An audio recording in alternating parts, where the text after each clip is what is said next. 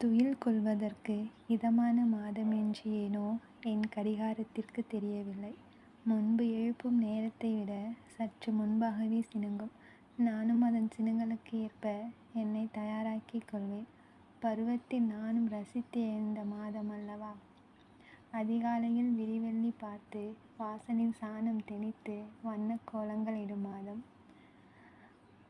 அறியாத கோலங்களை வாசலில் அரிசி மாவால் போட்டு கலைத்து கலைத்து மீண்டும் போடத் தூண்டும். என் தோழி வீட்டு வாசலிலும் சென்று அவள் கைவண்ணங்களை ரசிக்கும் தருணம். எவர் வீட்டு வாசலையும் பார்க்காமல் கடந்து போகும் கால்கள் இம்மாதத்தில் மட்டும் கூர்ந்து கவனிக்கும், கண்களுக்கு விருந்தளிக்கும். பள்ளியில் பாடங்களில் குறிப்புகளை எழுதுவதை விட புள்ளிக்கோலங்களை வரைந்ததே அதிகம்.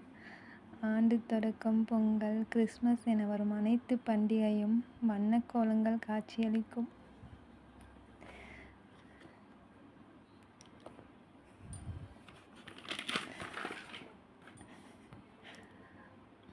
பூக்கோலம், ரங்கோலி, சிக்கல் கோலம், தேர்கோலம் என வரிசைப்படுத்தி கொண்டே போகலாம்.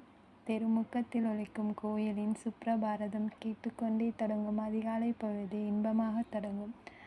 மாட்டுப்பொங்கல் குறிப்பாக வண்ணம் தீட்டுவதற்கே சந்தேகம் வரும் அளவிற்கு இருக்கும் அதன் பிம்பம். அதிகாலை எழுந்து கோலம் போடும் போதெல்லாம் ஒலிக்கும் ஒரு குரல், பாட்டி பனி அதிகமாக இருக்கு,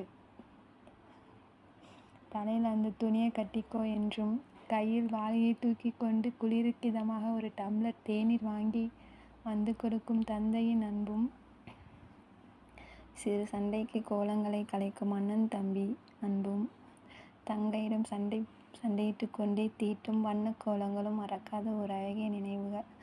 அத்தனை நினைவுகளும் ஓய்வு எடுத்தது சிறுகாலமாக. இன்று ஏனும் முன் வந்தது என் அழகிய உறவுகளுடன் பகிர.